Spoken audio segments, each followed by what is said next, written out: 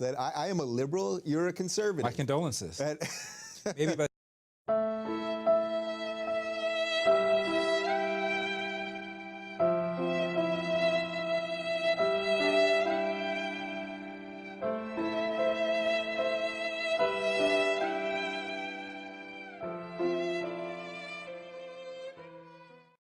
and all that stuff, but at least he was keeping a sort of lid on the actual craziness that we're seeing right now. My problem with that is that we don't know what Saddam Hussein would have done had we not gone there. Even though we didn't find the stockpiles, there were two people that George W. Bush sent to find the stockpiles. One was named David Kay, the other one was named Chuck Dulfer. Both of them said, we didn't find any stockpiles, we screwed up. However, this guy was going to reconstitute his WMD program and reconstitute his nuclear program when the heat was off. So we would have had to deal with him anyway. The second thing I say is that President Obama pulled out all the troops because he ran in 2008 and said the Iraq War was a dumb war, we never should have gone there.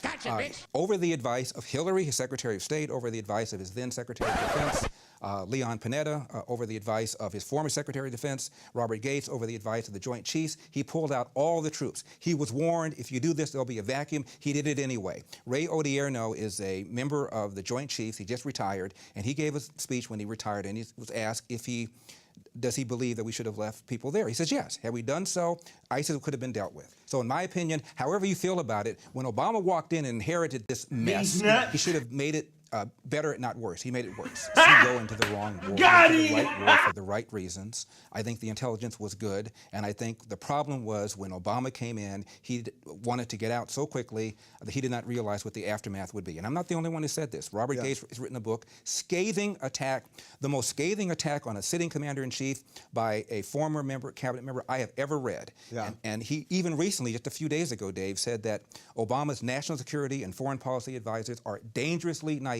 How?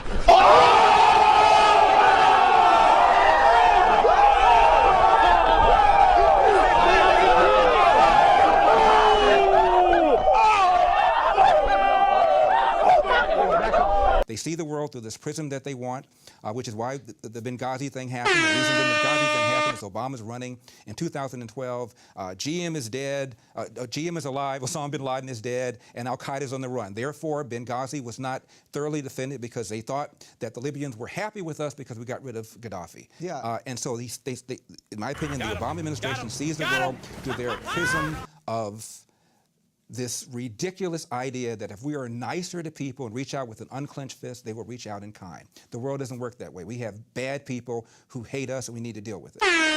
I see the world realistically. I think we have enemies, we need to deal with them. I did not believe, as you just now pointed out, that we should have gone to war in Libya. I don't believe in doing anything unless it's consistent with our national security interests. Yep. When Jimmy Carter, for example, threw the Shah of Iran under the bus in the 70s, what was that all about? He did it because he wanted freedom.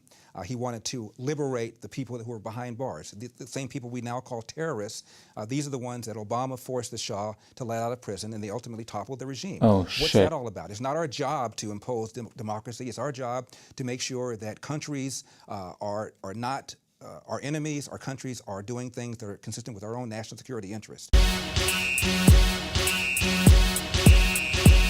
Woo! Y'all gon' make me lose my mind. Up in here, up in here. Y'all gon' make me go all out. Up in here, up in here. According to this, you are black.